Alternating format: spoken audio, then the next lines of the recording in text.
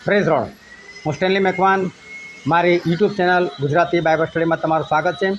મારી ચેનલને આજે અત્યારે આગળ તમે સબસ્ક્રાઈબ કરી લો અને ઈશ્વરના જ્ઞાનમાં તમે વધતા જાઓ. અત્યારે દુનિયામાં ઠેર ઠેર બાઇબલ કોલેજો પુષ્કળ છે. જેવી સંસ્થા એવી બાઇબલ કોલેજો છે. મેથોડિસ્ટની બાઇબલ કોલેજ છે, CNIની બાઇબલ કોલેજ છે, કે પછી બીજી જે કંઈ સંસ્થાઓ છે એ લોકોની બાઇબલ કોલેજ છે. અલગ અલગ લોકોએ અલગ અલગ બાઇબલ કોલેજો એ ખોલેલી છે. શું બાઇબલનું જ્ઞાન પ્રાપ્ત કરવા માટે બાઇબલ કોલેજ જવું જરૂરી છે? શું બાઇબલ કોલેજમાંથી જ તમને બાઇબલનું સત્ય જ્ઞાન પ્રાપ્ત થઈ શકે? જ્યારે સંત પાઉલ આ પૃથ્વી પર હતા ત્યારે તેમણે એ જમાનાના બહુ જાણીતા વિદ્વાન બાઇબલનું જ્ઞાન ધરાવનાર એવા વ્યક્તિ પાસે, ગમાલેલ પાસે એમણે શિક્ષણ મેળવેલું હતું. પરંતુ બધું શિક્ષણ ખોટું હતું. એ જમાનાના જાણીતા. તો શું આપણે આ વખતે એવો વિશ્વાસ કરી શકીએ કે જે જાણીતી બાઇબલ કોલેજો છે કે મોટી મોટી બાઇબલ કોલેજો ત્યાં સત્ય શીખવાડવા મળે અને ત્યાં સત્ય શીખવા મળે? અને શું બાઇબલનું જ્ઞાન પ્રાપ્ત કરવા માટે કોલેજનો સહારો લેવો જરૂરી છે? શું પ્રભુ ઈસુ ખ્રિસ્તે બાઇબલ કોલેજ કરેલી? ચલો આપણે માની લઈએ તો ઈશ્વર હતા, એમને બાઇબલ કોલેજની કોઈ જરૂર નથી. પરંતુ યુહાન, પિત્તર આ લોકો તો અભણ હતા. એ લોકોને બાઇબલનું જ્ઞાન ક્યાંથી મળ્યું? કેવી રીતે મળ્યું? અને બાઇબલનું જ્ઞાન ખરેખર આવે છે ક્યાંથી? અને જેની પાસે ખરેખર બાઇબલનું જ્ઞાન છે એ લોકોનું જીવન ચરિત્ર એ કેવું હોય છે એ જાણવા માટે આ વિડીયોને તમે આખો જુઓ.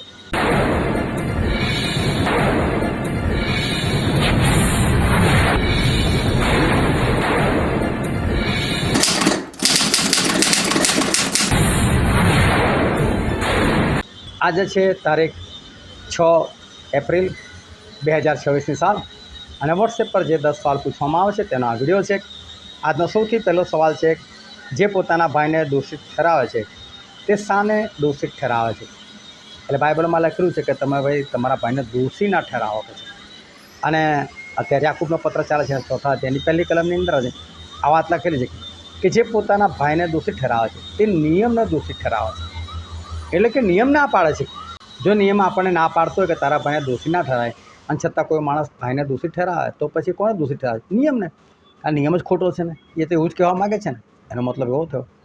એટલે બાઇબલ ના પાડે છે કે તમે નિયમનો ખોટો ના પાડો કે છે. મતલબ કે જે લખેલું છે એ પ્રમાણે તમે જીવન જીવો. પછી આજનો બીજો પ્રશ્ન છે, પણ જો તમે પક્ષપાત કરો છો તો શાનાથી અપરાધી ઠરો છો? તો બાઇબલમાં પણ લખેલું છે તમે પક્ષપાત ના કરો, એ પણ નિયમ છે અને તમે નિયમથી જ અપરાધી ઠરો છો. કારણ કે જ્યારે ઈશ્વર આપણો ન્યાય કરશે ને ત્યારે આ બાઇબલથી જ આપણો ન્યાય કરશે. જે લખેલું છે એ પ્રમાણે જ આપણો ન્યાય કરનાર છે. પછીનો પ્રશ્ન છે, કોણ ગર્ભ ધરીને પાપને જન્મ આપે છે? અને એનો જવાબ છે દુર્વાસના. દુર્વાસના એટલે કે ખોટી અને પ્રબળ ઈચ્છા. જ્યાં સુધી તમારા જીવનમાં ઈચ્છા છે ત્યાં સુધી ઠીક છે, પણ એ ઈચ્છા જ્યારે બહુ પ્રબળ બને ત્યારે એને દુર્વાસના કહેવાય. અને આ જ્યારે દુર્વાસના જ્યારે માણસની અંદર આવી જાય ને ત્યારે એ શું કરે છે? એ ગર્ભ ધરે છે અને પાપને જન્મ આપે છે. સમજો કે ટીવી જોવું હું તને પાપ જ માનું છું, બહુ સ્પષ્ટ તમને કહું. તમારે માનવું હોય ના માનવું હોય એ તમે આઝાદ છો તમારી રીતે. પરંતુ હું ટીવીને એક દૂષણ સમજું છું. એની પર આવનાર કોઈ સમાચાર સાચા નથી હોતા. એની પર આવનારી ટીવી સિરિયલો, ફિલ્મો કશું સારું હોતું નથી. અને તમે કદાચ આ વાત સાથે, મારી વાત સાથે સહમત નહીં થતા તો તમને બહુ સ્પષ્ટ કહું, એનું કારણ તમને ટીવી જોવું ગમે છે. જો તમારામાં એ કુટેવ ના હોત તો તમે આ વાત સાથે સહમત થાત. પરંતુ એક દૂષણ છે. દૂષણ છે. તમે એવું કહો સારી સારી વાતો, પણ સારી વાતો છે ને ખાલી બાઇબલમાં છે. શું લખેલું છે બાઇબલમાં? સુવાર્તા. તો પછી સુવાર્તા તો ખાલી બાઇબલમાં છે, ટીવીમાં સુવાર્તા નથી. એટલે આપણે કોઈ પણ એક્સક્યુઝ આપીશું એ ખરેખર ખોટા છે અને મારે એની સાથે કોઈ મતલબ પણ નથી. પણ હું ટીવીને નથી માનતો, એ બકવાસ વસ્તુ છે, ઇડિયટ બોક્સ છે, એમ હું એને માનું છું. કોઈ માણસને આ ટીવી જોવાની ઈચ્છા થઈ છે, પરંતુ એની પાસે પૈસા નથી, એની પાસે ટીવી નથી. હવે આ જમાનામાં લોકોના ઘરે જઈને ટીવી જોવું એ ગમે નહીં. હવે ધીરે ધીરે આ ઈચ્છાની પ્રબળ થતી જાય છે, મારે ટીવી જોઈએ છે, મારે ટીવી જોઈએ છે.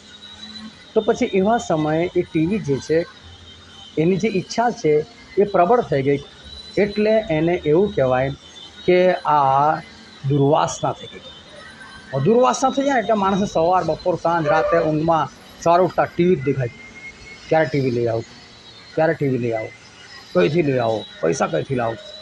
હવે સમજો કે આવો માણસ કોઈ જગ્યાએ કોઈના ઘરે જાય છે, એનો મિત્ર છે, સગો છે, જે પણ છે, પરંતુ એના ઘરે જાય છે. હવે જો એના ઘરે જાય અને પછી શું થાય ખબર, ત્યાં પેલા માણસે કદાચ 25-30 હજાર પલંગ પર આમ જ મૂકી રાખેલી છે.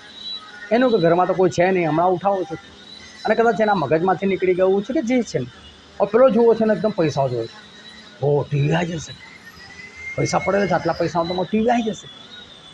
એટલે શું કરે, જો એના મગજમાં ટીવી છે ને ટીવીની દુર્વાસના છે, એ 100% પૈસા ઉઠાવી લેશે અને એનાથી પાપ થશે જ થશે, કંઈક અંદર દુર્વાસના છે.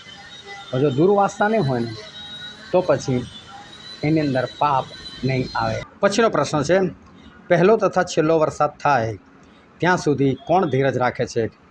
અને એનો જવાબ છે ખેડૂત. હવે આ દૈહિક ખેડૂત તો ખરો જ, પરંતુ આ ખેડૂત એટલે ઈશ્વરનો એક સેવક, જે ઈશ્વરના વચનરૂપી બીજ વાવે છે, અને એ પહેલો અને છેલ્લો વરસાદ એટલે કે પવિત્ર આત્માના વરસાદની રાહ જુએ છે કે ઈશ્વર આ વરસાદ પાડે, લોકોના જીવન ચરિત્ર બદલાય, આ લોકો આકાશના રાજ્યના વારસદાર બને. પછીનો પ્રશ્ન છે, ઇબ્રાહિમે દેવ પર વિશ્વાસ કર્યો અને તેને સારું શાના તરીકે ગણવામાં આવ્યો? અને એનો જવાબ છે કે ન્યાયીપણા તરીકે. આ પહેલાં પણ આપણે જોઈ ગયેલા છે રોમનોનો પત્ર જ્યારે ચાલતો ત્યારે. અને વિશ્વાસ, તો વિશ્વાસની સાથે હંમેશા કામ હોય, કરણી હોય. કરણી વગરનો વિશ્વાસ એ કદી કોઈને બચાવી શકતો નથી. એટલે જ્યારે એક ટીચર એવું કહે કે જો તમે આજે હોમવર્ક કરીને નહીં આવો તો હું તમને 10 વખત લખવા આપીશ. જે સ્ટુડન્ટને વિશ્વાસ હોય ને કે આવું શક્ય છે, આ મારા ટીચર આવું કરે જ, તો એ માણસ શું કરે, હંમેશા એ વિદ્યાર્થી હોમવર્ક કરીને જાય. એટલે વિશ્વાસને તમે કરણી તરફ લઈ જાય. પણ જો કોઈને કરણી નથી તો ખરેખર એને વિશ્વાસ પણ નથી. આ ન્યાયપણું એટલે કે કરણી કરવી. એટલે ઇબ્રાહિમે વિશ્વાસ કર્યો તો વિશ્વાસથી કરણી કરીને બતાવ્યું ને, બલિદાન આપીને દેખાડ્યું, એને કહેવાય કે ન્યાયપણું. પછીનો પ્રશ્ન છે, કોણ પોતે નરકથી સળગાવવામાં આવેલી છે? અને એ છે જીભ. અને યાકૂબનો પત્ર તેનો 3 અધ્યાય અને શરૂઆતની 1 થી 13 કલમો જીભ પર જ લખવામાં આવેલી છે. અને જીભને બહુ ભયંકર અવયવ કહેવામાં આવેલો છે, એને નરક કહેવામાં આવેલું છે, નરકની અગ્નિ કહેવામાં આવેલું છે. અને હું પણ ઘણી વખત મજાકમાં બોલતો હોઉં છું કે આ જે જીભ છે ને, એની ચારે તરફ 32 જે દાંત છે, જાણે એના અંગરક્ષકો છે, અને એટલે બેફામ બોલી નાખે. આ જીભ છે ને એ તલવાર કરતાં વધારે ઘા આપી દે કોઈને, ભયંકર શબ્દો બોલી નાખે. માટે જીભને સાચવવી બહુ જરૂરી છે. એક તો એના હાડકાં નથી, એટલે ગમે ત્યાં ગમે તે રીતે બોલી નાખે છે. અને માટે જીભને સાચવવી બહુ જરૂર છે. જે બોલવામાં ભૂલ કરતા નથી, બાઇબલને સંપૂર્ણ પુરુષ કહે છે. પછીનો પ્રશ્ન છે, શું પ્રથમ તો નિર્મળ, પછી સલાહ કરાવનારું તથા દંભરહિત છે? અને એનો જવાબ છે જે જ્ઞાન ઉપરથી છે તે. એટલે જ મેં શરૂઆતમાં બાઇબલ કોલેજોની વાત કરી. દરેક બાઇબલ કોલેજમાં જે સંસ્થાની બાઇબલ કોલેજ હોય ને, એ સંસ્થાવાળા જે માનતા હોય ને એ જ પ્રમાણે એ લોકો શીખવાડે. એ લોકો કંઈ સત્ય નથી શીખવાડતા હોતા. સત્ય એક જ છે. બાપ્તિસ્માની જો હું વાત કરું તો બાપ્તિસ્માનો અર્થ થાય છે માં ડૂબવું. જ્યાં સુધી માણસ ડૂબતો નથી ને ત્યાં સુધી એનું બાપ્તિસ્મા થયું ના ગણાય. બીજી વસ્તુ કે બાઇબલમાં બાપ્તિસ્માની એક ચોક્કસ ઉંમર લખેલી છે, એ તમને નહીં ખબર પડે, એને સંશોધન કરવાથી જ મળે એવું છે. પરંતુ મેં મારા બાપ્તિસ્માનો વિડીયો નીચે લિંકમાં છે, તમે એમાં જઈને બાપ્તિસ્મા વિશે તમે સંશોધન કરીને સાંભળીને તમે જાણી શકો છો કે બાપ્તિસ્માની સાચી ઉંમર કઈ છે. એની પહેલાં જો કોઈ માણસ બાપ્તિસ્મા લે છે તો એનું બાપ્તિસ્મા ખોટું છે. પરંતુ આવું બધું ક્યાં શીખવાડવામાં આવે છે? કોઈ જગ્યાએ છાંટાનું શીખવાડવામાં આવે છે, કોઈ જગ્યાએ કુંડમાં ડૂબવાનું શીખવાડવામાં આવે છે, અલગ અલગ. કોઈ જગ્યાએ નાના બાળકો, કોઈ જગ્યાએ મોટા બાળકો, આવું હોય છે. જો આજની તારીખમાં પિત્તર અને યુહાના પૃથ્વી પર હોય ને તો કોઈ બાઇબલ કોલેજવાળા એમને એડમિશન ના આપે. બિચારા અભણ હતા, અને અત્યારે તો અભણને કોઈ આપે બાઇબલ કોલેજમાં એડમિશન? તો શું અભણની પાસે ઈશ્વરનું જ્ઞાન જ ના આવે? તો ત્યાંથી આપણને ખબર પડે કે બાઇબલ કોલેજો ખોટી, એ લોકોના નિયમો ખોટા. હા, આ વસ્તુ સત્ય છે. તમે માનો તો હોય, ના માનો તો હોય, મને એનાથી કોઈ ફરક નથી પડતો. પરંતુ મારું કામ તો છે આ સત્ય, અને ભલે પછી ગમે એટલું કડવું લાગે પણ લોકોને કહેવાનું. અને માટે જે જ્ઞાન ઉપરથી આવે છે ને, તો અત્યારે શું છે, પાસ્ટર તમારે પાસ્ટર સાહેબ કહેવું પડે. એક તો લેડીઝ પાસ્ટર છે, લેડીઝ પાસ્ટર, અને એમને તમે મેડમ ના કહી શકો, એમને તમારે સાહેબ કહેવાનું. અને જો સાહેબ ના કહે તો ખખડાય નાખે. અહો બોલો, બાઇબલ કોલેજ કરેલી છે એટલે સાહેબ કહેવાનું. આપણે કોઈને એમ ના હોય અહીંયા આવ્યા એવું આપણાથી ના બોલે. ભલે એમનાથી ઉંમરમાં ગમે એટલા મોટા હોય, એમને સાહેબ કહેવું પડે, જી હજુર રાખવું પડે. આ અભિમાન ક્યાંથી આવ્યું? તમે વિચાર કરો, ઉપરથી જ્ઞાન હોય તેમાં અભિમાન હોય? ઈશ્વરે જ્ઞાન આપેલું તો અભિમાન હોય? પિત્તર પર મંડળી સ્થપે, કદી પિત્તર કીધું હે મારી પર મંડળી સ્થપે છે પાઉલચા દુરાટ? કદી કીધું? એ લોકોને અભિમાન આવ્યું? ઉપરથી જ્ઞાન આવે ને એમાં અભિમાન કદી જ ના હોય. અને માટે જ્યાં અભિમાન છે એ પછી ગમે તેવી સારી કોલેજમાં મેળવેલું જ્ઞાન ને એ શૈતાની જ્ઞાન છે.